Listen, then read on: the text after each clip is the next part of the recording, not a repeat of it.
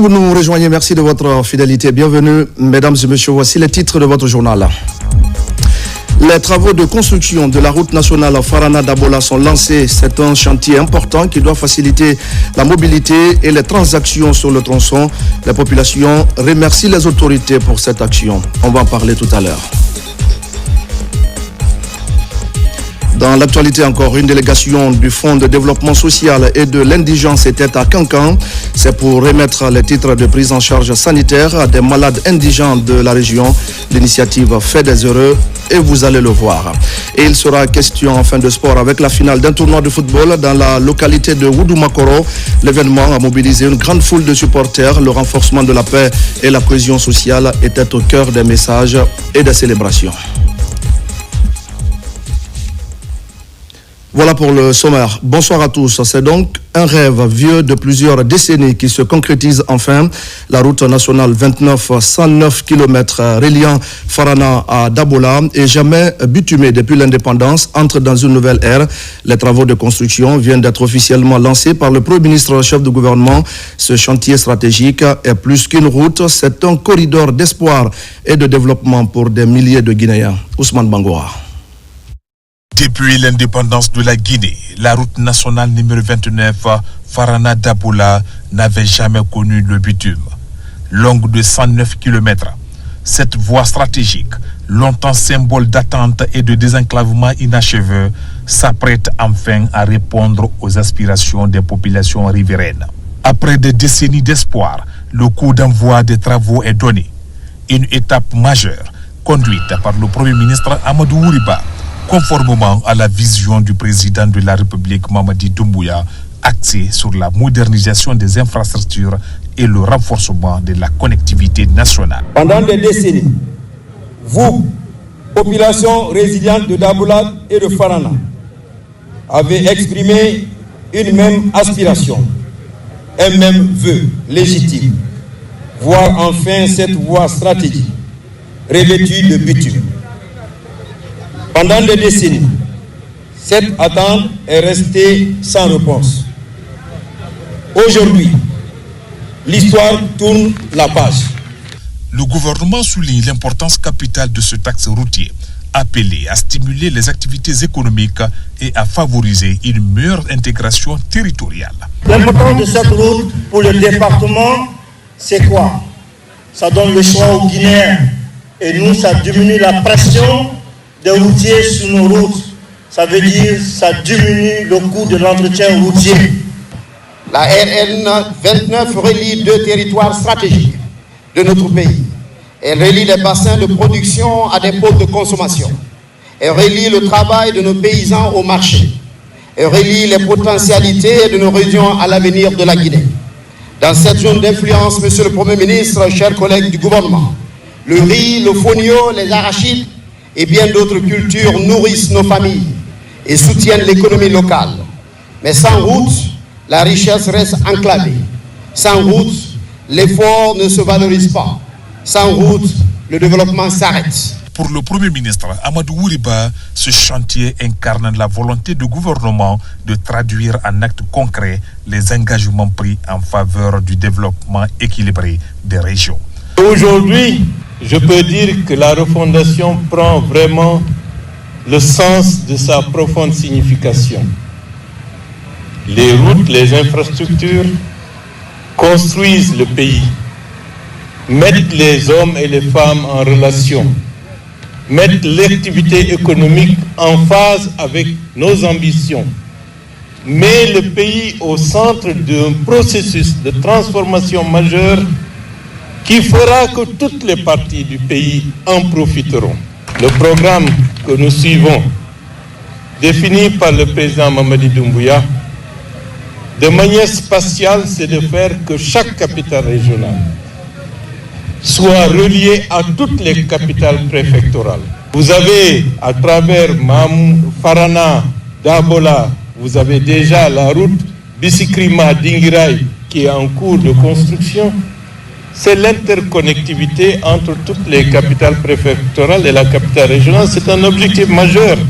Autorités locales, population et partenaires techniques saluent une avancée décisive, un moment fort chargé de symboles qui ouvrent la voie à un avenir plus accessible, plus connecté et porteur d'espoir pour Farana et pour toute la Guinée. Élection présidentielle 2025, la Guinée prépare le scrutin sous le regard attentif de la communauté internationale. À quelques jours de ce rendez-vous électoral, Conakry enregistre l'affluence des missions d'observation électorale. Dès leur arrivée, observateurs internationaux et nationaux ont pris part à une session d'information organisée par la Direction générale des élections. L'objectif d'outiller près de 10 000 observateurs sur les règles et principes de l'observation électorale en Guinée. C'est un reportage d'Amadou Touré et d'Abdul Razak Souma. Pour l'observation électorale du scrutin présidentiel du 28 décembre 2025, la Direction générale des élections a enregistré plus de 10 000 observateurs internationaux et nationaux. Sur le plan international, ils sont envoyés par des organisations à laquelle la Guinée est membre, comme la Manoriva Union, la CEDEAO, l'Union africaine, mais aussi l'Organisation internationale de la francophonie OIF et d'autres structures d'observation électorale internationale. En plus de ces organisations, sur le plan local, plusieurs observateurs sont issus des organisations de la société civile. À quelques jours de la date du scrutin, la Direction générale des élections, dans le cadre d'une mise à niveau de chaque parti, a organisé cette session d'information et d'orientation sur les recommandations et interdictions d'un observateur électoral, selon le code guinéen. Les observateurs, par exemple, ne doivent pas rentrer dans un bureau de vote, poser des questions aux membres des bureaux de vote sur les candidats. Ils sont interdits. Ils peuvent s'informer si les délégués des candidats sont dans la salle. Mais ils ne peuvent pas aller dans le sens à poser des questions. Ils ne doivent pas s'immiscer dans le déroulé du vote dans un bureau de vote. Ils ne doivent pas s'immiscer également dans le dépouillement. Ils sont là, ils observent ce qui se fait, ils notent. En plus des informations et des orientations, cette session a aussi permis à la directrice générale des élections de passer en revue pour ses observateurs internationaux l'ensemble des étapes du processus d'organisation du scrutin présidentiel, mais également éclairer la lanterne des observateurs internationaux sur les innovations apportées par le code électoral guinéen.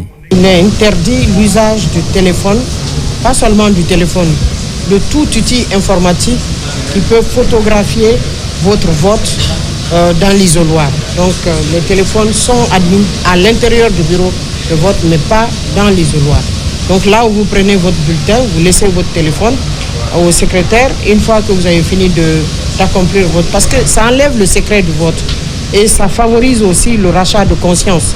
Parce que si quelqu'un a promis de voter pour un candidat et qu'il lui dit « amène-moi les preuves », il rentre, il vote pour lui, il l'amène et il va sortir pour prendre. Pourquoi pas d'enveloppe? Parce que c'est un bulletin unique, sécurisé. On n'a pas besoin de mettre le bulletin unique dans une enveloppe. C'est si on avait plusieurs bulletins de vote, chaque candidat avait son. Donc quand vous prenez 9 bulletins, forcément il faut que vous mettiez un bulletin de choix, de votre choix, dans une enveloppe et vous jetez les autres dans la poubelle. Mais la Guinée est sortie de ça il y a un peu plus longtemps. Nous faisons le bulletin de vote unique et je peux rassurer que nous avons l'un des bulletins les plus sécurisés quand même de l'Afrique.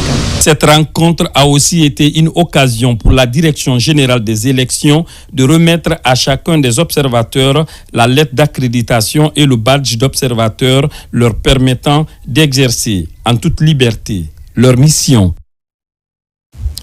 Et voilà qui nous amène à ce communiqué de la Direction générale des élections, DGE.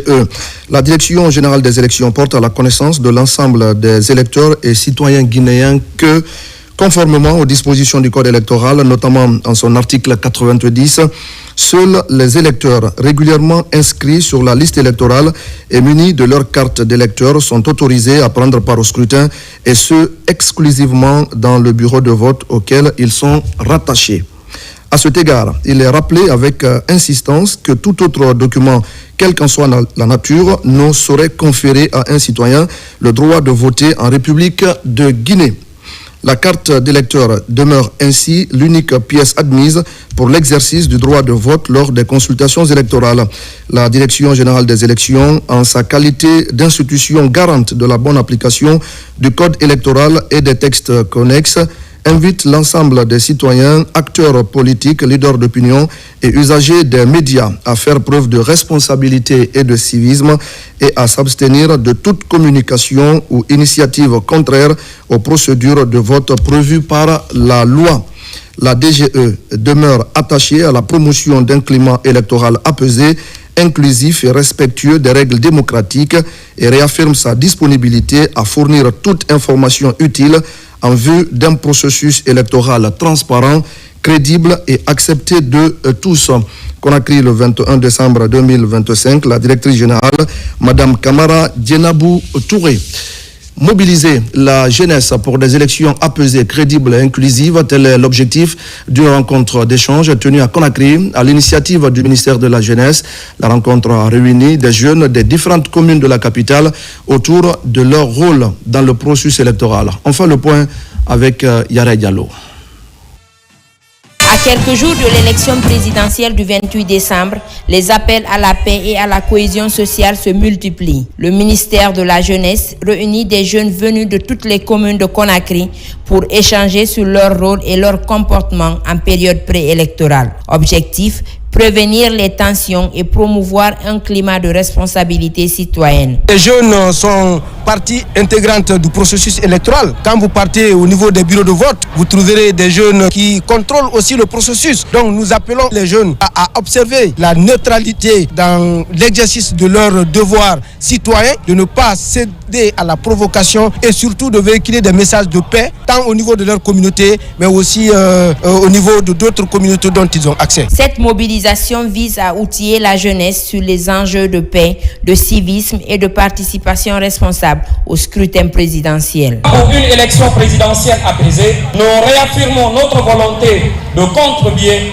à un processus électoral marqué par la sérénité, le respect mutuel et la tolérance. Aujourd'hui, la paix et la cohésion est dans nos portes et nous devons la transmettre aux générations futures. C'est pourquoi nous devons œuvrer sans relâche pour la paix et la cohésion. Avec plus de 70% de la population guinéenne, le ministère de la Jeunesse, à travers la Direction nationale de la jeunesse et des activités socio-éducatives, mise sur leur implication active à tous les niveaux pour la réussite de l'élection présidentielle du 28 décembre prochain. Et pendant ce temps, à Kindia, la jeunesse se met au service de la nation. 100 jeunes volontaires ont entamé une formation axée sur le civisme et le dialogue communautaire. Une initiative portée par l'Agence nationale du volontariat jeune avec l'appui du Programme des Nations Unies pour le développement. L'objectif est de former des citoyens engagés, conscients de leur rôle d'acteurs du changement au sein de leurs communautés respectives. Yaya Silla. Ces jeunes sont au nombre de 100 volontaires, désormais stagiaires pour une durée de 10 jours ici à Kindia.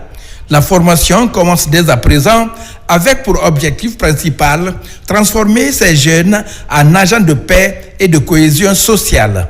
Cette formation n'est pas une simple activité. Elle est une réponse concrète aux besoins de la jeunesse guinéenne.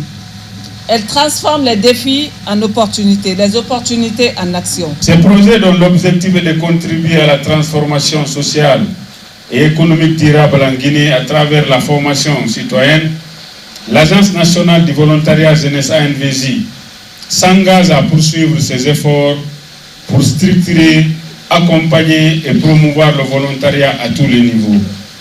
Pour y arriver, nous comptons sur l'appui des autorités, de nos partenaires et les collectivités. Porté par l'Agence nationale de volontariat jeune et soutenu par le PNUD, ce programme vise à préparer ces jeunes en acteurs de changement dans leur communauté. Dans quelques jours, vous serez déployés sur le terrain pour aller être des vrais prêcheurs pour la paix, pour aller sensibiliser la majorité des jeunes qui n'ont pas eu la chance d'assister à une telle formation, pour que ces jeunes sachent qu'ils sont à la fois auteurs et défenseurs de la paix. Les thèmes qui seront enseignés sont entre autres la médiation sociale, la santé et le premier secours, l'entrepreneuriat et le coaching agricole. Et puis c'est l'événement médiatique qui défraie la chronique de l'actualité économique et financière du continent. La publication des résultats du grand jury du prestigieux magazine africain Financial Afrique qui a dévoilé son classement 2025 des 100 personnalités qui transforment l'Afrique. Et à l'annonce de ce classement révélateur, le pays, la Guinée, à travers son ministre de l'économie et des finances, s'est illustré de la plus belle des manières. Le ministre de l'économie choisi pour être parmi les grandes personnalités qui transforment l'Afrique en 2025. Mamadi Gassama. Mourana Souma, classé parmi les 100 personnalités qui font bouger l'Afrique. Un classement rendu public par le magazine économique panafricain Financial Afrique au compte de l'année 2025. Je suis particulièrement honoré par cette distinction que je mets d'ailleurs à l'honneur de M. le Président, M. Mamadi Doumbouya, qui a cru en moi, qui m'a permis de conduire la politique économique de notre pays durant près de 2 ans. Que cela soit donc apprécié au niveau d'instances internationales, je ne peux que me réjouir, puisque au-delà de ma personne physique, c'est l'image de refondation prônée par M. le Président qui est en jeu. Et aussi, c'est le fruit d'un travail d'équipe qu'il faut également saluer, avec le soutien de M. le Premier ministre, avec le soutien de l'ensemble des ministres composant le gouvernement. Dans cette édition, Mourana Souma se distingue également dans la catégorie des 5 meilleurs ministres africains de l'économie et des finances. Cette reconnaissance place le représentant de la Guinée parmi les profils jugés les plus influents dans la conduite des politiques économiques en Afrique au cours de l'année écoulée. Une distinction qui obéit à un certain nombre de critères. Le premier élément, c'est la notation. Et il vous souviendra que la Guinée, sous le leadership du président, M. Mamadi Doumbouya, vient pour la première fois de 67 ans d'existence de la Guinée de faire cette notation inaugurale et qui nous a donné une note de B+, avec perspective stable. Le deuxième critère, c'est le niveau d'endettement. À ce que je sache, le taux d'endettement de la Guinée est l'un des plus maîtrisés d'Afrique. Avant le rebasage, nous étions à 45%. Avec le rebasage, nous sommes à 29%. Le troisième critère, c'est le niveau de croissance économique. En 2025, nous sommes attendus à 7,1. Comme le quatrième critère, c'est le niveau de l'inflation. Le cinquième point, c'est le leadership. Le leadership, c'est une appréciation bâtie sur quelques éléments quantitatifs, et donc là aussi, et qui permet d'évaluer la prouesse en termes, par exemple, de mobilisation. À ce titre, Mourana Souma intègre le cercle restreint des décideurs dont l'action est perçue comme contributive aux transformations en cours sur le continent. Merci à Mamadi Gassama. On va parler maintenant de la traque à la fraude et à la corruption dans le secteur de l'électricité en Guinée. Le ministère de l'Information et de la Communication et la Direction générale de l'EDG conjuguent leurs forces. 40 journalistes des médias publics et privés sont actuellement en formation. Ils renforcent leur connaissance des techniques de détection, d'information et de sensibilisation contre la fraude. Abakar Ami Kamara et Terno Younoussaba. Le gouvernement a engagé des réformes et des refontes importantes pour contrer l'obscurité et gagner la bataille de l'électrification de la Guinée. Pour y arriver, la lutte contre la fraude s'impose avec acuité. Les médias publics et privés ont un rôle important à jouer, d'où la tenue de cette rencontre. Ici, plusieurs thématiques sont au programme, dont le journalisme des solutions, les techniques d'investigation et entre autres. Nous avons pensé justement travailler à sensibiliser, non seulement mais aussi à outiller les journalistes sur les techniques de détection, de sensibilisation, mais aussi d'information dans la lutte justement contre ces travers. Et nous sommes sûrs que ceux qui sont là sont représentatifs de la presse et qu'au sortir de cette rencontre, nous allons enregistrer, à mon avis, des succès par rapport à la mise en œuvre de vos projets et programmes. L'occasion était bonne pour la direction générale de l'EDG qui a appuyé la présente formation de mettre l'accent sur le rôle des médias dans la résilience du secteur. On est des vecteurs qui sont suffisamment outillés en termes d'information pour éviter que les situations ne soient hors de contrôle. Donc c'est pourquoi nous faisons beaucoup de sensibilisation pour que tout ce qui consomme l'électricité comprenne de plus en plus qu'il s'agit d'un produit marchand et qu'il faut le payer. L'autre sensibilisation, c'est par rapport à certains comportements. C'est des branchements illégaux, des branchements clandestins. Avec vous, les hommes et les femmes de médias, je pense que si nous sensibilisons, ça peut aider à faire changer de comportement. Notre rôle dans cette thématique, c'est bien la sensibilisation. Nous devons sensibiliser les clients de l'EDG à s'acquitter de leurs factures, à lutter contre la corruption, à dénoncer les agents de l'EDG qui viennent pour faire des branchements clandestins. Cela pourrait aider à l'EDG de renflouer ses caisses. Autant dire que la formation des journalistes reste et demeure un maillon important dans le dispositif de lutte contre les entraves liées au secteur de l'électricité en Guinée. Au même moment, la vision du chef de l'État, le président Mamadi Doumbouya, de rapprocher les soins de qualité de l'intérieur du pays prend corps à Bagnan, dans le Sankara. Un centre de santé amélioré, flambant neuf et entièrement équipé vient d'y être inauguré par le ministre de la Santé et de l'Hygiène publique. Pour les populations de cette sous-préfecture, l'accès aux soins n'est plus un parcours du combattant, mais bien une réalité qui réconforte. C'est un reportage sur place de Tierno Maroufba et Mohamed Mpati Kamara. Ce vieux bâtiment colonial servait de pôle de soins dans la commune rurale de Bagnan. Avec la démographie, l'État en partenariat avec la Banque islamique de développement avait lancé sa rénovation et son extension. Quelques mois après, de nouveaux bâtiments sont construits et équipés. Aujourd'hui, l'édifice abrite un centre de santé amélioré. L'infrastructure est composée d'un bloc opératoire, un laboratoire, une pharmacie, des salles d'hospitalisation, une salle d'échographie et une maternité.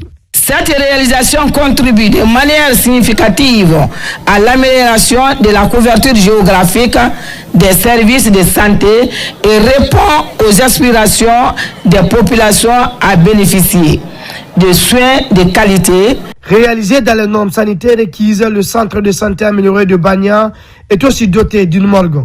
L'idée vise à rapprocher les offres de soins en zone rurale. Aujourd'hui, avec ce centre de santé amélioré, une femme pourra accoucher dignement, librement. Ce sont des soins de proximité que vous avez ici. Et c'est ça l'objectif. C'est cela le message du chef de l'État. De rapprocher les soins de santé de qualité des populations. À l'image de Bagnan, plusieurs localités du pays autrefois en manque de structures sanitaires adéquates sont aujourd'hui dotées de structures sanitaires. Cette décentralisation dénote la vision du président de la République matérialisée par le ministère de la Santé et de l'Hygiène publique. Cancan vient également de vivre un moment d'humanité exceptionnel. Une délégation du Fonds de développement social et de l'indigence était sur le terrain, je le disais au sommaire, au cœur de la mission, la remise officielle de titres de prise en charge sanitaire à des malades indigents de la région. Une politique sociale impulsée par le chef de l'État pour garantir l'accès aux soins des couches les plus vulnérables de notre pays. Moussa Kouyaté. La région de Cancan a constitué l'avant-dernière étape de cette campagne de remise des titres de prise en charge sanitaire aux malades indigents. Ici au siège régional du Fonds de développement social et de l'indigence, les statistiques annoncées sont satisfaisantes. Depuis l'avènement du CNRD, le 5 septembre 2021, à nos jours, près de 10 000 malades indigents ont bénéficié de la prise en charge sanitaire intégrale.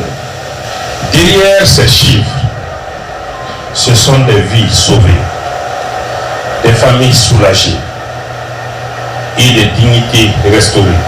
Je remercie effectivement et infiniment le général Mamadi Doumbouya, le président de la République, pour son courage, pour son humanisme et pour son sens de responsabilité face aux différents problèmes socio-professionnels. Je suis très content et très fier de bénéficier aujourd'hui de cette prise en charge.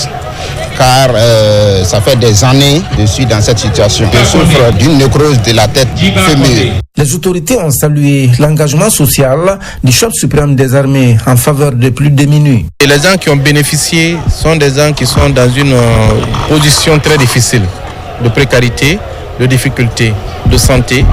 C'est un grand ouf de soulagement aujourd'hui pour nous en tant qu'autorité parce que ces gens, ils en ont effectivement besoin. La prise en charge sanitaire veut dire tout simplement que le président veut que votre vie soit protégée et que votre vie soit améliorée et que vous vous sentez comme les autres dans notre société. Nous prions Allah, le Tout-Puissant, pour terminer de bénir la Guinée. Contrairement aux autres régions, ici à Kankan, les albinos sont nombreux parmi les bénéficiaires, ce qui signifie surtout que le président Mamadi Doumbouya est à l'écoute de toutes les couches. L'Agence nationale d'inclusion économique et sociale vient également de lancer à Kassa une vaste opération de paiement de 3 mois d'allocation sociale en faveur des populations vulnérables de l'île. Une action à fort impact social destinée à soulager les ménages en situation difficile et à matérialiser surtout la volonté des autorités de mettre l'aide publique à la disposition des communautés les plus enclavées. Ce programme s'inscrit dans le cadre du guichet choc alimentaire financé par le Fonds monétaire international. Diana Yansane. Une importante délégation de l'ANIES s'est rendue sur l'île de Kassa dans le cadre de la poursuite des opérations de transfert monétaire en faveur de 783 ménages vulnérables. À Kassa comme à Fotoba, chaque ménage bénéficie d'un appui de 750 000 francs guinéens. Il s'agit du 9e transfert monétaire au profit de ces populations.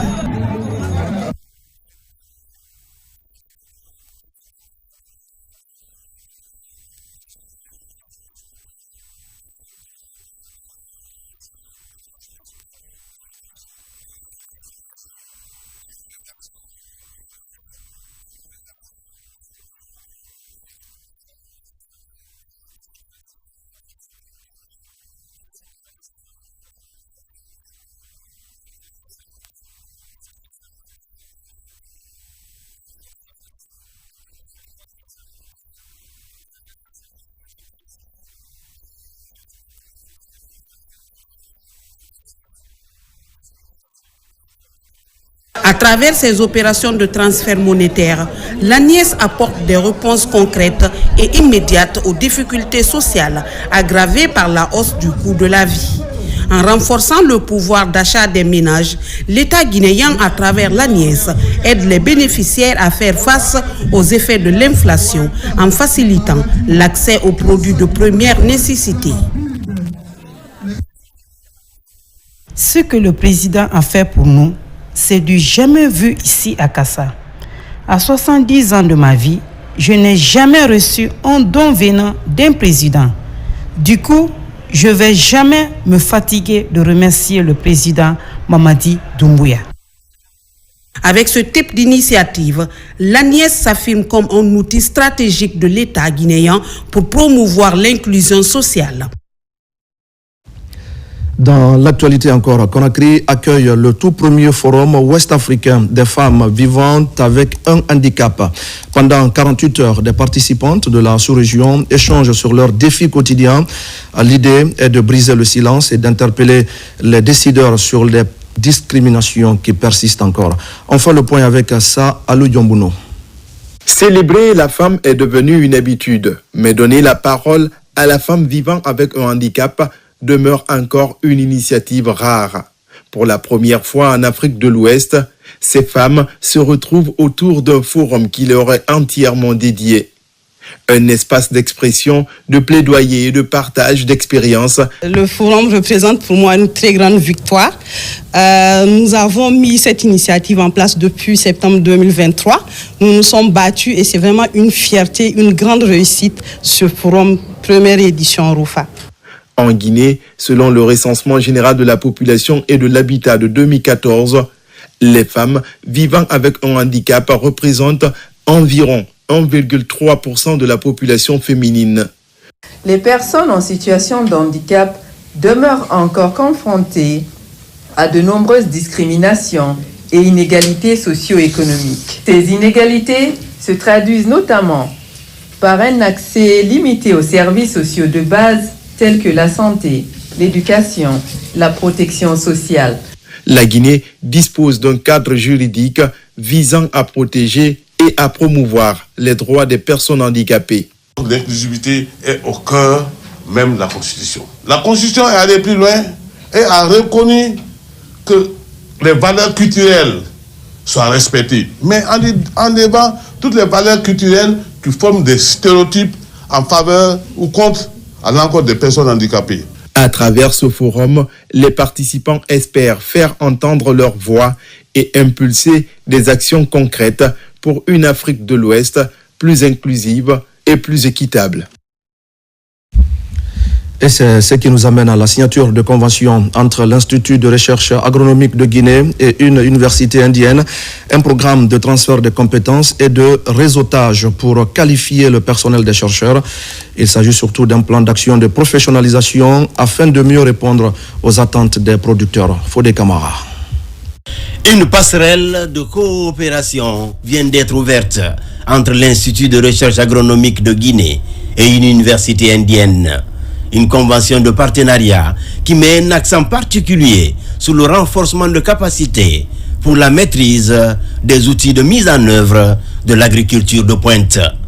In Guinée-Conakry, first and foremost, à l'issue de cette convention, nous avons eu un étudiant de l'Irak pour la thèse doctorale en agriculture et nous voulons poursuivre la formation des cadres de l'Irak et des cadres du ministère de l'Agriculture de la Guinée de façon générale à travers l'Irak.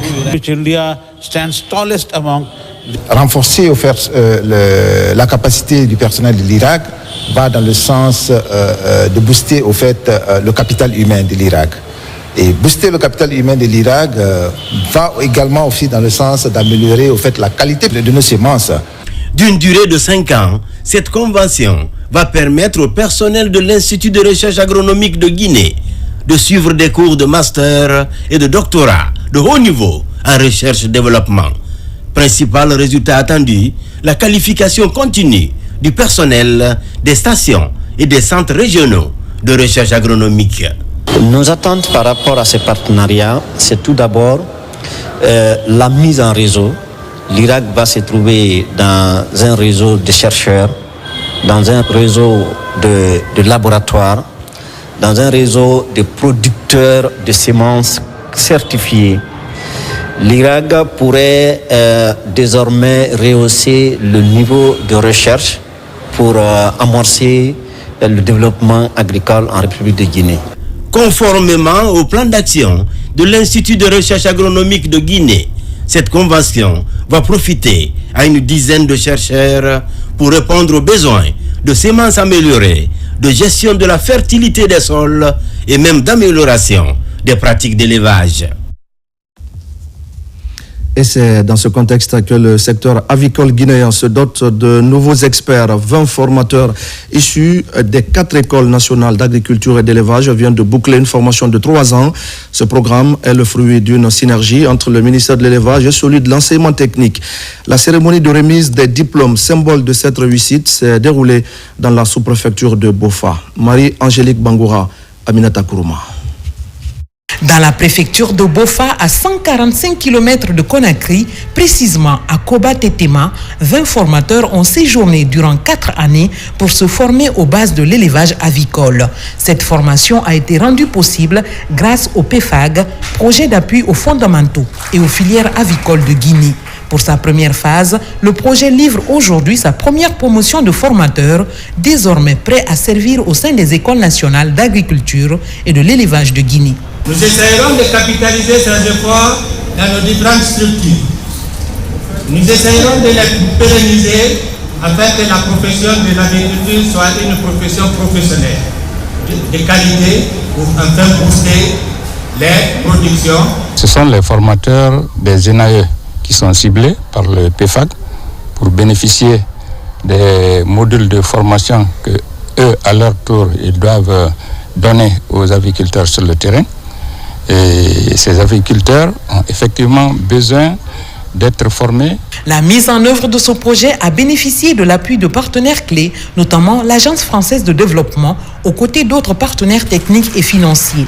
Leur accompagnement soutenu par une expertise française reconnue dans le domaine avicole a permis d'assurer une formation de qualité. On est parti vraiment des compétences nécessaires pour être un bon aviculteur et petit à petit, via des apports et le partage d'expérience, on a construit des déroulés pédagogiques et des supports pour former plus tard les aviculteurs en Guinée. Il est programmé qu'au niveau de chaque région, qu'il soit tenu 2 sessions de formation de 25 aviculteurs.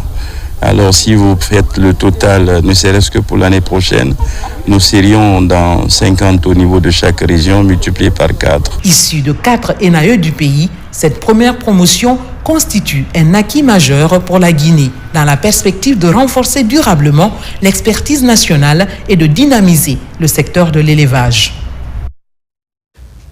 Les cadres du ministère des Mines et de la Géologie se sont récemment retrouvés à Conakry. Des échanges importants autour des grands projets miniers et de renforcement des capacités opérationnelles en matière de recherche géologique. C'est une réorientation nécessaire pour mieux valoriser le patrimoine national. Maïmouna Bella Diallo. À la Direction nationale de la géologie, l'approche est nouvelle. C'est un partage d'expériences sur l'histoire et les défis de la géologie. Une approche participative permettant d'enregistrer des résultats conformément à la lettre de mission assignée à cette direction stratégique du ministère des Mines. La journée récréative, nous avons le panel dedans. C'est pour renforcer l'esprit d'équipe et la fraternité au sein de la Direction nationale de la géologie. C'était un honneur de venir ici partager avec les ingénieurs géologues de la situation, l'historique, les défis, les perspectives de la recherche géologique. Mais surtout de la formation et puis de la diversification de méthodes de recherche en Guinée pour diversifier un peu les méthodes d'exploitation des ressources minières guinéennes. Les travailleurs venus des différentes directions du département des mines et de la géologie sont satisfaits de l'initiative.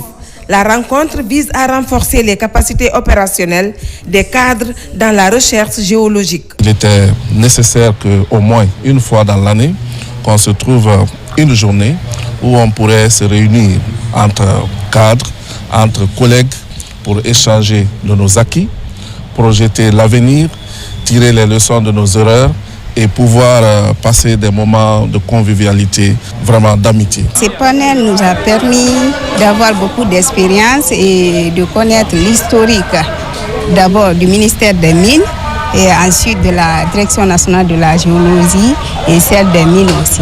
La Guinée, un véritable scandale géologique dans un contexte de refondation. Le renforcement de capacités des cadres est une priorité.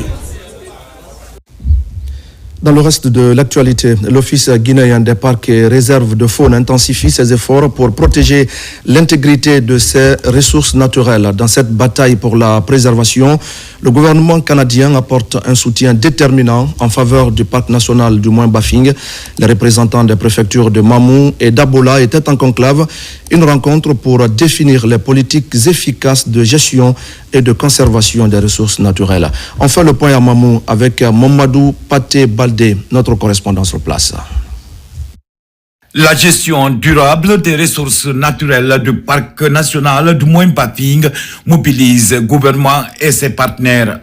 Dans le but d'accompagner l'Office guinéen des parcs nationaux et réserves de faune dans la protection de l'intégrité de ce patrimoine, l'IPADI échange avec les agents conservateurs de la nature, des autorités, élus locaux et services judiciaires des préfectures de Mamou et d'Abola sur la question. Notre ambition, c'est effectivement qu'à la fin du projet, que le gouvernement guinéen, à travers l'Office national des réserves de faune, soit capable d'assurer l'ensemble des activités qui ont été menées durant l'existence du projet. C'est aussi de permettre à l'ensemble des ministères sectoriels de pouvoir s'approprier de ce que nous avons fait durant la mise en œuvre du projet. L'ambition de l'IPADI est d'amener ces acteurs à la mise en place des pratiques innovantes afin de renforcer la surveillance et la protection des écosystèmes. C'est une potentialité aujourd'hui qui dépasse notre attendement. Ce que nous avons vu, les espèces que nous avons retrouvées, le nombre de plantes que nous avons retrouvées, les espèces vivantes qui sont dans le parc, nous devons nous donner à fond pour protéger ce parc. Cette initiative portée par l'Office guinéen des parcs nationaux de réserve de faune avec l'appui du projet Femmes Pro-Forêt, s'inscrit dans une dynamique nationale de préservation de notre patrimoine naturel. Face à ces menaces, nous devons agir avec rigueur et solidarité. Dans le but d'atteindre les objectifs visés, des messages de sensibilisation ainsi que l'élaboration de plans d'action opérationnels ont été réalisés avant cette rencontre de 3 jours à Mamou en vue de protéger ce patrimoine commun à nous tous. Retour à Conakry, à Kaloum, l'ONG Entreprendre Ensemble redonne le sourire aux enfants déshérités. Vivre, non-vivre et autres cadeaux ont été distribués à l'occasion des fêtes de Noël. Un geste de solidarité vivement salué par les bénéficiaires. Alpha Isiagaba, Maïmouna Bella Diallo. C'est une journée historique pour les enfants déshérités. Plus de 1000 tout-petits vulnérables bénéficient des larges gestes de l'ONG Entreprendre Ensemble. Le geste de solidarité s'inscrit dans une vision plus large pour soutenir ces enfants défavorisés. On a une majorité qui viennent des orphelinats, donc on a les enfants atteints d'albinisme également, on a les sourds-muets, on a aussi donc des enfants, comme je le dis, qui viennent depuis Koya jusqu'à Conakry et qui viennent d'écoles publiques. C'est vraiment ceux que nous appelons à partager un moment festif avec eux, avec des cadeaux éducatifs, des cadeaux ludiques qui leur permettront d'entamer l'année 2026 dans un esprit serein et nous partageons tout l'amour que nous avons pour eux. Le geste est d'une haute portée sociale. Il a permis de redonner du sourire à ces enfants défavorisés de Conakry. Offrir une journée comme ça pour les enfants en termes de cadeaux, en termes de nourriture, mais aussi de loisirs, ils ont eu droit aux jeux et à des ateliers de fabrication. Cela vraiment rentre en droite ligne de l'exécution de la politique du gouvernement en matière d'épanouissement des enfants. Parce que quand vous prenez la question de l'enfant, c'est comment prévenir les problèmes liés à leur existence, donc tout ce qui est protection, mais aussi il faut valoriser leur bien-être. Ce geste de l'ONG Entreprendre Ensemble n'est pas nouveau. Chaque année, l'ONG fait des heureux. Cette assistance constitue la 8e édition.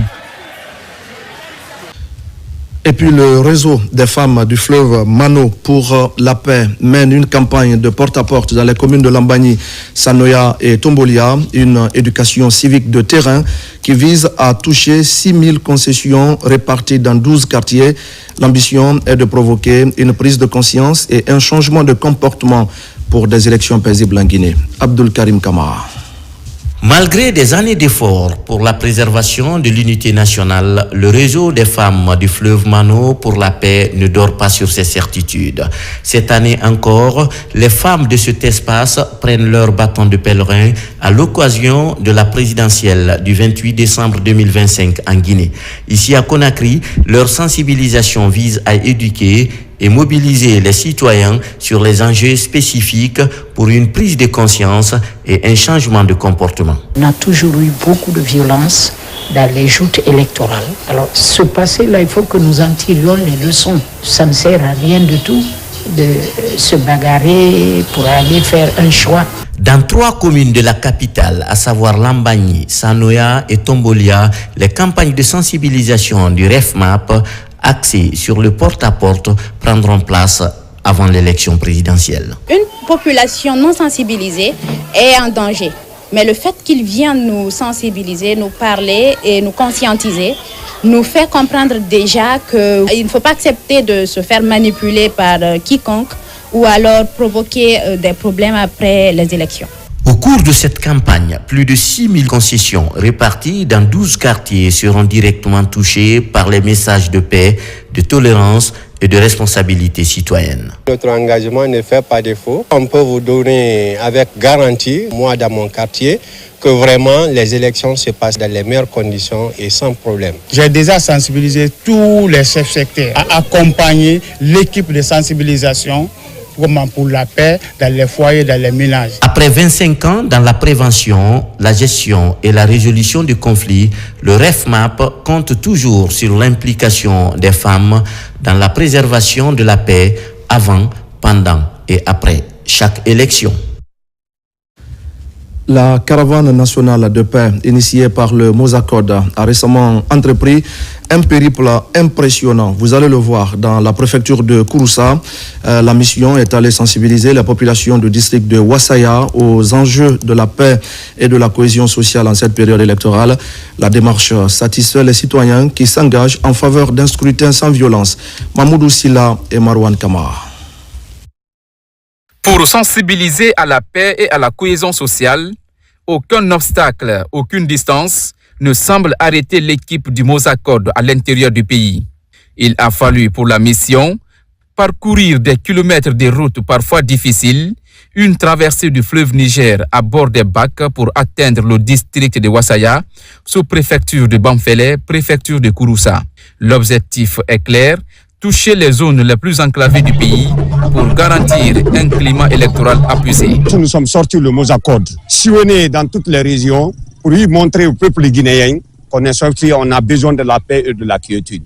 Ce vote, on souhaite que ça se passe dans les meilleures conditions. Sous les arbres, sages et autorités locales se joignent à la délégation pour multiplier des échanges directs avec la population de Wassaya. Les messages portent sur la préservation de la quiétude sociale et le respect des différences. Demander Dieu afin qu'il y ait vraiment la paix sociale et l'entente entre les fils et filles du pays. À chaque prière, nos imams sont en train de donner les prières pour que la paix soit en Guinée. Il n'y a pas autre chose ici, c'est seulement la paix. Cette journée éducative est suivie par des prières et bénédictions. Parmi les vœux formulés, le maintien de la paix en cette période électorale et le souhait de voir le district de Wassaya érigé en sous-préfecture. La préfecture de Mamou marquera la 7e étape de cette tournée nationale du Mosacode. Merci à Marwan Kamara. Tenu à Kalako, dans la préfecture de Forekaria, d'une cérémonie de lecture du Saint-Coran. C'est une initiative des citoyens de la localité en collaboration avec les hommes en tenue basés à Kalako. Des bénédictions ont été dites pour les dirigeants du pays, la paix, le renforcement du vivre ensemble et pour que le processus électoral se passe dans la sérénité. Le point avec Moussa Bangoura et Sidiki Sissé. Les cérémonies de prière et de lecture du Saint-Coran se multiplient partout dans le pays. Ici à Kalako, commune rurale de Kaléa, à Forekaria, sages, jeunes, femmes et agents du groupement des forces spéciales basés dans la localité sont mobilisés. Ils prônent la paix, le vivre ensemble, le développement et la stabilité en cette période électorale. Nous avons organisé cette lecture du Saint-Coran pour apporter la paix et la quiétude dans le pays. On remercie le bon Dieu pour qu'il accorde la paix et sa divinité pour la Guinée. Ça, c'est l'initiative venant de la communauté. Faire la lecture du Saint-Coran au nom du président de la République. Le travail qui a été fait pour eux, vraiment, ils sont reconnaissants. Le message que je voulais passer à la population de Kalako, les bienfaits du président de la République, de prendre soin. Le Coran a été lu plusieurs fois. Des bénédictions ont été formulées pour le peuple de Guinée, pour le président de la République et son gouvernement, mais également pour que ces échéances électorales se passent dans les conditions les meilleures.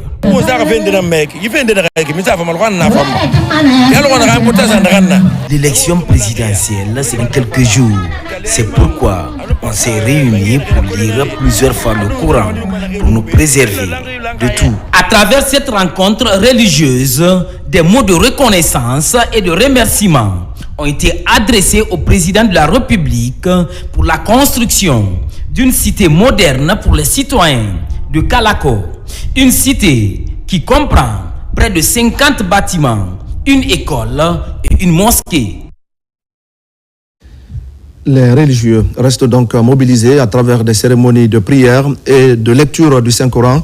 À Kaloum, c'est l'association des jeunes et femmes de la mosquée Marbadi qui vient de boucler plus d'un mois de pénitence. Durant cette période, ils ont imploré la grâce de Dieu pour que l'élection présidentielle se déroule dans la paix et dans la quiétude. Alpha Isiagaba. Parallèlement à la campagne présidentielle sur l'ensemble du territoire national, les ambassadeurs de la paix poursuivent leur bénédiction pour la fin heureuse de cette transition en Guinée. À Sandrevalia, dans la commune de Kaloum, ils avaient rendez-vous avec l'association des jeunes femmes de la mosquée Marbadji, où celle-ci a organisé la cérémonie de clôture de 40 jours de jeûne, de lecture du Saint-Coran pour la paix dans le pays. Cette organisation a pour objectif de réunir les musulmans de tous les côtés pour implorer la paix pour ce pays-là.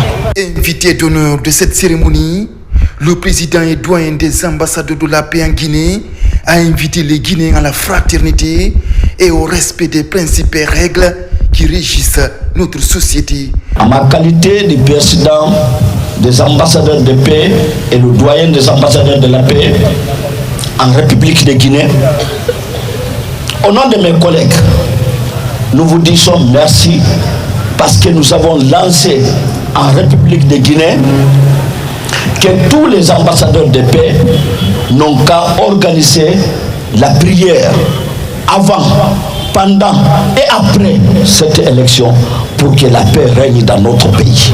On remercie Eladji Guériba Diaby avec tout son courage. Quelqu'un qui a fait plus de 30 ans et quelques à l'étranger, il gagne cette bénédiction qui n'est que l'institution de la paix, qui a pensé à sa nation, le faire rentrer en Guinée. En toute vérité, on prie pour Guériba Diaby. Cette initiative des religieux qui gagnent du terrain est hautement appréciée dans le pays. Un mot de sport et nous allons prendre tout de suite la direction de Wouloumakoro qui vient de connaître la finale de la 3e édition du tournoi de football doté du trophée Khalil Sako devant un public enthousiaste. L'équipe Rafa Moussa s'est imposée face à KS Academy sur le score étriqué d'1-0. Un rendez-vous sportif placé sous le signe de la cohésion sociale et de l'unité marqué par la présence des autorités locales de Kinyeran et Koundian. Moussa Komara. Une ambiance des grands jours à Wouloumakoro, un village de Kinyeran où le football est plus qu'une passion. Sur ce terrain de proximité, deux équipes s'affrontent pour soulever le trophée Khalil Sako, symbole d'engagement et de fair play. Notre passion ici à Wouloumakoro, depuis les années 70, c'est le football. Nous sommes à la 3e édition de ce tournoi. Chaque année, 310 millions de francs guinéens sont nécessaires pour l'organisation de ce tournoi.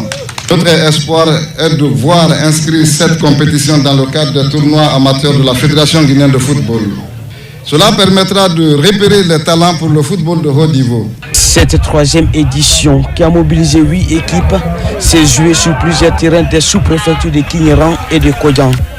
Après des semaines, l'équipe de KS Academy en zone est opposée ici à celle de Arafa Moussa sous le regard attentif des supporters et responsables locaux enthousiasmés. Tout ce qu'il fait comme ça, alors c'est une fierté, non seulement pour sa communauté, et devant aussi les autorités, il vient en appui à l'autorité. J'annonce officiellement aujourd'hui que je crée le club de football de Wouloumakoro, Football Club de Wouloumakoro, combat affilié à la fédération guinéenne pour faire le championnat guinéen. Première mi-temps équilibrée marquée par un jeu technique et discipliné, le match s'emballe en deuxième période. Un coup de pied arrêté du numéro 10 de FC Arafan permet de prendre l'avantage et de conserver son avantage jusqu'au coup de sifflet final. Nous, on avait un seul objectif dans ce tournoi. C'était de partir avec le trophée et on l'a fait. Nous remercions les organisateurs. Ça a été une belle aventure pour nous. Aucun incident n'a été signalé durant cette 3e édition. Chaque équipe repart avec un prix, une enveloppe. Rendez-vous est donné pour l'année prochaine pour développer le football à la base. Et voilà, mesdames et messieurs, c'est la fin de ce journal. Merci à tous de l'avoir suivi. Je vous retrouve dans quelques jours pour d'autres actualités de la Guinée, notre paradis, terre de richesse et d'innovation. Bonsoir à tous.